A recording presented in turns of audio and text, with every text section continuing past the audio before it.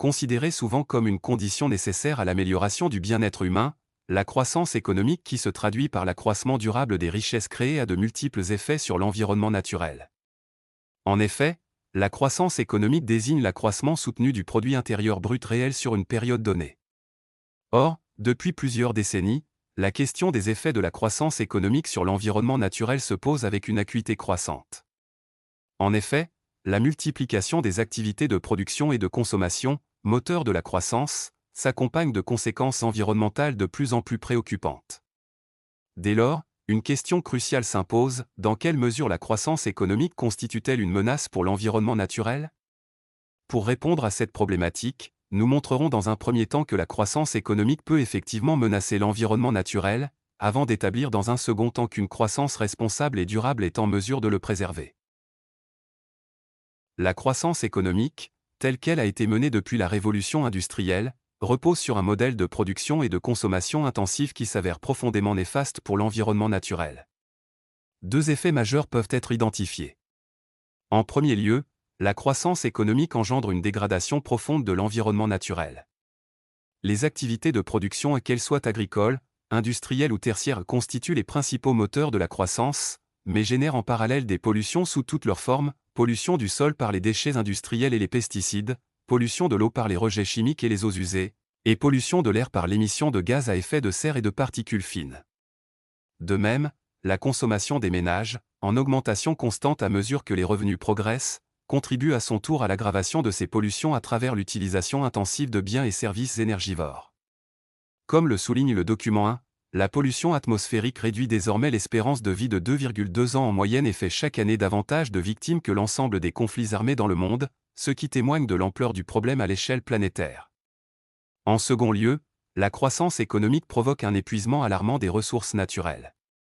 La surexploitation des richesses naturelles dans le processus de production entraîne en effet un appauvrissement progressif du capital naturel de la planète.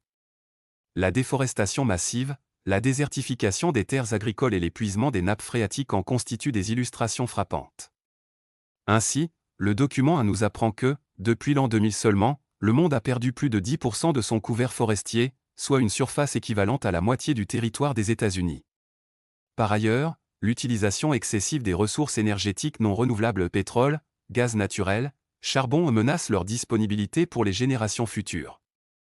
Au total, 40% des terres sont aujourd'hui considérées comme dégradées, ce qui aggrave la crise climatique, réduit la biodiversité et compromet la sécurité alimentaire mondiale.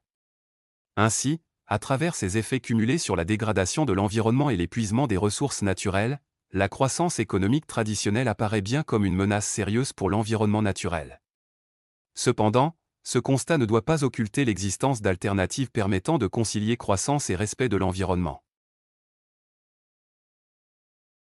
Si la croissance traditionnelle constitue une menace pour l'environnement, une croissance verte et durable, fondée sur des modèles économiques innovants, est en mesure de préserver voire de régénérer le capital naturel. Deux axes complémentaires permettent d'illustrer cette capacité. D'une part, la croissance durable contribue à lutter contre la dégradation de l'environnement naturel. En adoptant le modèle de l'économie circulaire, présenté dans le document 2, les économies peuvent s'affranchir progressivement du modèle linéaire, extraire, produire, jeter, qui caractérise la croissance traditionnelle. L'économie circulaire repose sur la réduction des déchets à la source, la réparation et le réemploi des produits, ainsi que le recyclage des matières premières, permettant ainsi de réduire significativement la pollution de l'eau et du sol. Dans le même esprit, la croissance verte encourage la mise en place d'installations antipolluantes par les entreprises et promeut l'innovation dans le domaine des énergies renouvelables, éolien, solaire, hydraulique, qui se substituent progressivement aux énergies fossiles, limitant ainsi l'émission de gaz toxiques à effet de serre et contribuant à freiner le réchauffement climatique.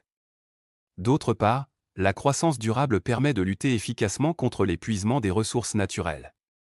Les activités de la croissance verte, tant du côté de la production que de la consommation, favorisent une utilisation plus sobre et plus efficiente des ressources naturelles. Le recyclage des déchets et leur réintroduction dans de nouveaux cycles de production permettent de préserver les stocks de matières premières.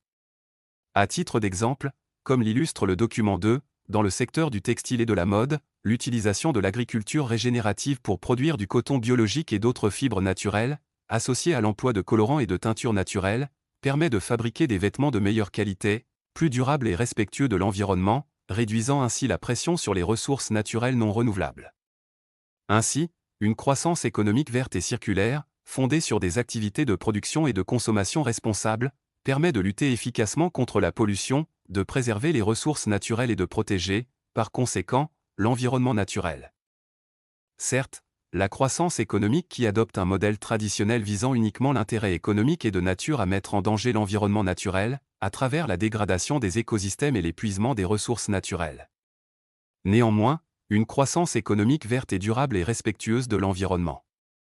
Il importe, en guise d'ouverture, de s'interroger sur la question suivante: quelles sont les entraves que peuvent rencontrer les économies et notamment les pays en développement pour réaliser une croissance économique véritablement verte et durable ?